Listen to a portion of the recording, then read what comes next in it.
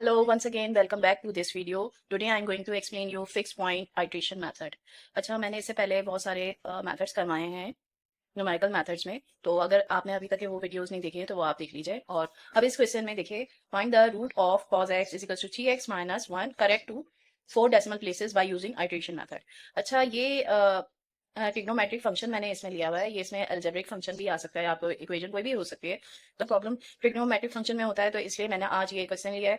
तो इसको कैसे करेंगे और इसमें क्या क्या मुश्किल आती है, तो वो आज डिस्कस करेंगे।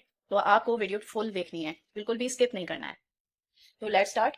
सबसे पहले हम क्या करेंगे कि इसका फंक्शन हम लिख देंगे जो क्वेश्चन दिया गया है। हम उस सब जो है ये या तो इस सब ले आते हैं या तो उस सब इन सबको ले जाते हैं। तो मैं ये क्या करूंगी, cos x माइनस 3x+1 कर दूंगी। ठीक है, ये fx मैंने लिख लिया है। अब मैं इसमें चेक करूंगी कि ये इसका रूट किसके बीच में लाई कर रहा है। तो उसके लिए हम क्या करेंगे, इसमें पुट करेंगे, 0 पुट करके देखेंगे, π/2 पुट करके देखेंगे। तो मैं तो इस तरह पुट करते जाऊंगी, लेकिन आप इस तरह भी कर सकते हैं। 0 पुट किया, π/4, π/2, फिर उसके बाद 3 π/4, इस तरह आप सॉन कर सकते हैं। ठीक है, इससे ये होता है कि आपको पता चल जाता है कि रूट कहाँ लाई कर रहा है। और दूसरा ये कि जब अलजेब्रिक इक्वेशन दी जाती है तो हम उसमें लेते हैं 0 1 2 3 4 या 0.5 1 1.5 2, इस तरह भी ले सकते हैं। तो ये देखिए, मैंने f0 पुट किया तो इसमें जो है 1 cos 0 1 होता है, और इसमें 0 पुट किया तो ये 0 हो गया और ये 1 हो गया। तो 1 + 1 2 हो जाएगा। अब ये मैं π/2 डालूंगी, तो π/2 cos π/2 यानी कि cos 90 में 0 होता है। फिर ये 3 × π/2 हो जाएगा और +1।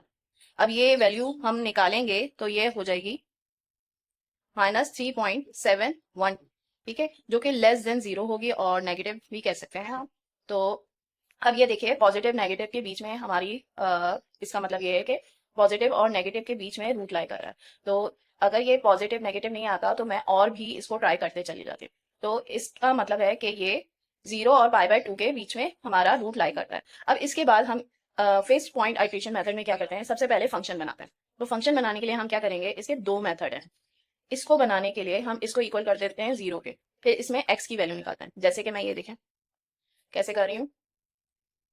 पहले मैं इसके थ्रू निकालती हूँ। तो ये देखिए, 3x is equals to 1 + cos x, सही है, और x/1 + cos x/3। ठीक है, ये 3 स्टेप आ गया। अब ये एक ये फंक्शन है, चाहे तो आप ये भी कर सकते हैं कि cos x is equals to minus, oh sorry, 3x-1 और x is equals to cos inverse 3x-1। ठीक है, तो ये दो तरह के हैं। चाहे तो आप ये वाला फंक्शन ले लें अपनी आइट्रेशन की यूज के लिए, चाहे तो आप ये ले लीजिए। तो दोनों लेंगे, दोनों सही होंगे, लेकिन जो आपको इजी लगे वो आप सेलेक्ट करें। तो मैं ये वाला यूज करूंगी फंक्शन, और इसको चेक भी कर लेते हैं। जैसे मैंने इसको फंक्शन बना दिया है, फंक्शन ऑफ x है 1 + cos x है, और ये है /3। ठीक है, इसका हम सबसे पहले डिफ्रेंशिएट लेंगे, इसको चेक भी करेंगे कि ये फंक्शन हमारा सही है या नहीं। d over with respect to x हम डिफ्रेंशिएट करेंगे तो ये आ जाएगा 1/3 sin x। अब ये देखिए, इसका डिफ्रेंशिएट लेंगे तो ये हो जाएगा phi-x, जो कि इसको डिफ्रेंशिएट करने के बाद इसमें हम पुट करेंगे x की वैल्यू 0। ठीक है, 0 पुट करके देखते हैं। साइन 0 क्या होता है, 0 होता है, तो ये 0 आ जाएगा, यानी कि <<1 आ रहा है। ठीक है, तो ये इसको फॉलो कर रहा है, <1 ही होना चाहिए डिफ्रेंशिएट होने के बाद। अब हम पुट करते हैं phi-x, x is equals to π/2, जो ये हमारे पास आया था ना, ये पहले हमने ये दोनों अप्लाई किया था। तो इन दोनों को ही पुट करके देख रहे हैं कि ये क्या वैल्यू दे रहा है। तो ये π/2 देखें, π/2 पे 1 होता है, 1/3 आ रहा है, ये भी <1। ठीक है, तो <1 जब आ जाए तो इसका मतलब है कि ये हमारा वैलिड फंक्शन है। अब हम इसको आइट्रेशन के लिए यूज कर सकते हैं। ठीक है, तो अगर आपके टीचर्स ने ये वाला स्टेप नहीं करवाया है, इस स्टेप के बाद डायरेक्ट आइट्रेशन शुरू कर दिया है, तो आप वो भी कर सकते हैं। चाहे तो आप जो है ये वाला भी आप प्रूव कर लीजिए, और इसको प्रूव करने के बाद आइट्रेशन इधर से कंटिन्यू कर लीजिए। तो अब क्या करेंगे हम, अब इसकी आइट्रेशन करने के लिए देखें, ये n है, xn 1 + cos xn-1 /3। ठीक है, अब मैंने इसका फंक्शन बनाया है, ये phi-x है, और इसको जो है आइट्रेशन लेने के लिए मैं ये करूंगी। अब आइट्रेशन पहली हम ले लेते हैं n = 1। ठीक है, n = 1 के लिए लेंगे तो वो हो जाएगा,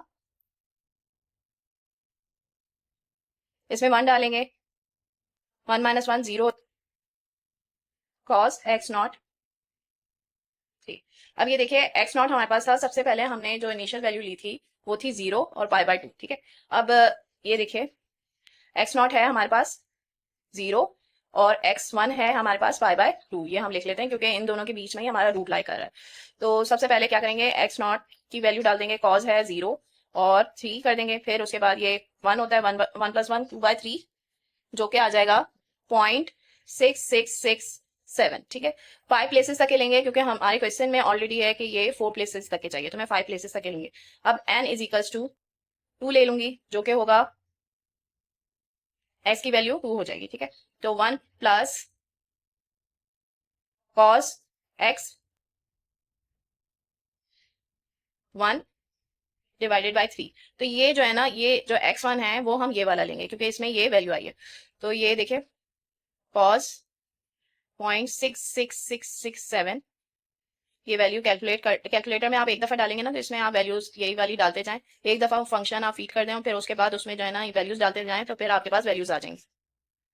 फिर इसकी वैल्यू आ जाएगी 0.6664।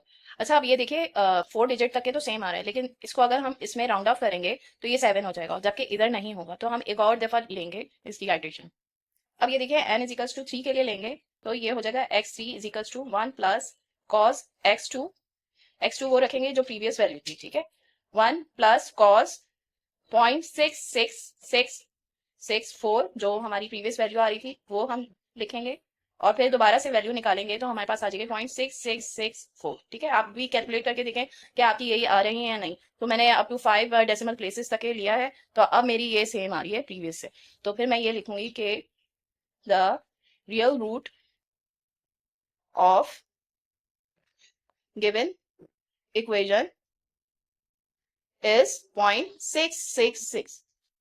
तो इसी तरह सोल्यूशन करना है आपको, अप टू 3 प्लेसेस तक के लिए आए या 5 प्लेसेस या 4 प्लेसेस तक के आए, तो आपको यही मेथड अप्लाई करना है चाहे अलजेब्रिक इक्वेशन क्यों ना हो। अगर वीडियो पसंद आए तो लाइक शेयर और सब्सक्राइब जरूर कर दीजिएगा ताकि आपकी आगे आपको नई वीडियो जरूर मिलती रहे। Thank you.